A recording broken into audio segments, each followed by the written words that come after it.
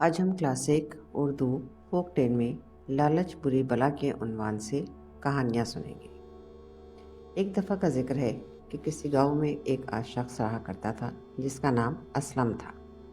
असलम ने एक छोटी सी दुकान से अपने कारोबार का आगाज़ किया था।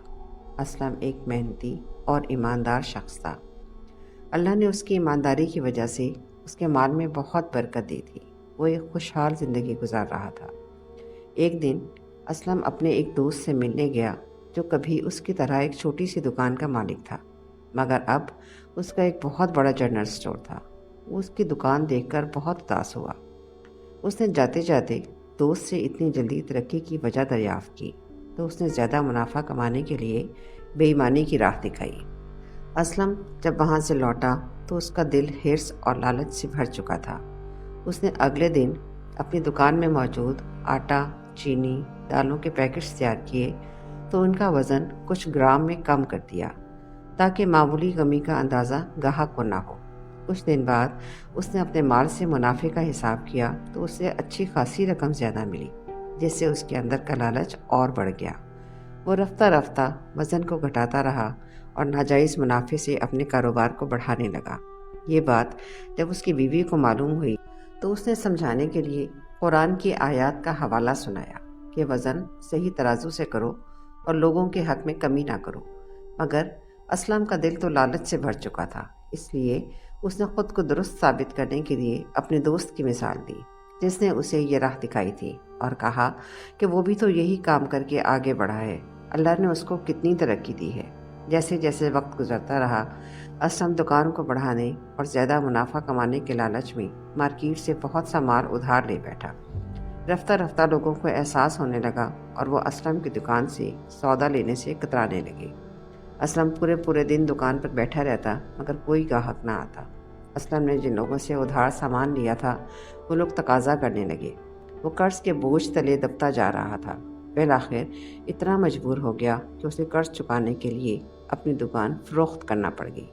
असलम के लालच ने उसे अर्श से फर्श पर ला खड़ा किया था। प्यारे बच्चों, इस कहानी से हमें ये सबक मिलता है कि हमें किसी के बुरे अमल से की गई तरक्की को मिसाल बनाकर बुरे काम नहीं करने चाहिए, क्योंकि अल्लाह तो सब कुछ देख रहा है और उसकी गिरफ्त और पकड़ तो किसी भी वक्त आ सकती है। इसलिए हमेशा लालच से और हिर्स से बचना चाहिए। आइए इसी उन्वान के तहत दूसरी कहानी सुनते हैं। किसी गांव में एक गरीब किसान रहता था। किसान सारा दिन अपने खेत में मेहनत करता। किसान के पड़ोस में एक सुनार का घर था। ये सुनार अमीर होने के साथ साथ बेहद लालची भी था। एक मर्तबा किसान ने अपने खेत में कद्दुओं की फसल उगाई। फसल बहुत अच्छी हुई और खेत बड़े बड़े कद्दुओं से भर गया। एक कद्दू तो इतना बड़ा हो गया कि उस जैसा कद्दू पहले कभी किसी ने देखा नहीं था। किसान बहुत खुश हुआ और उसने सोचा कि क्यों ना ये गैर मामूली कद्दू बादशाह सलामत को पेश करूं।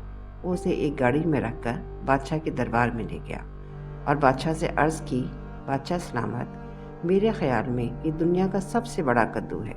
मैं इसे आपकी नज़र करना चाहता हूँ। बादशाह इस नायाब कद्दू को देखकर बहुत खुश हुआ और वज़ीर को हुक्म दिया कि इस कद्दू के बराबर जवाहरात तोलकर किसान को दे दिए जाएं। किसान ने हीरे जवाहरात पेश कर नया मकान और साजो सामान खरीद लिया। सुनार को जब किसान के दौलतमंद होने का राज मालूम हुआ तो वो हसद की आग में जलने लगा। आखिर उसे एक तरकीब सूझी। उसने सोचा कि अगर मैं अपने बनाए हुए ख़ास ज़ेवर बादशाह की खिदमत में पेश करूँगा तो बादशाह मुझे बहुत सी दौलत देगा। इसने अपने बनाए हुए ख़ास ज़ेवर पोटली में बांधे और पोटली लेकर बादशाह की खिदमत में हाजिर हुआ और कहा, बादशाह सलामत, मैं ये ख़ास ज़ेवर आपके हुज़ूर में पेश करना चाहता हूँ। बादशाह ने उसका तोहफ़ा कबूल करते हुए सोचा कि इसके बदले में उसे क्या इनाम दिया जाए। अचानक उसकी नज़र गैर मामूली कद्दू पर पड़ी। बादशाह ने उसे कद्दू देते हुए कहा, मेरे दरबार की सबसे नायाब चीज़ ये कद्दू है जो एक किसान लाया था। मैं तुम्हें ये कद्दू अता करता हूँ। सुनार ये सुनकर बहुत छटपटाया। उसने लरसती हुई आवाज़ में बादशाह का शुक्रिया अदा किया और घर की तरफ चल दिया और उसके जहन में बार बार यही जुमला गूंज रहा था कि लालच बुरी बला है।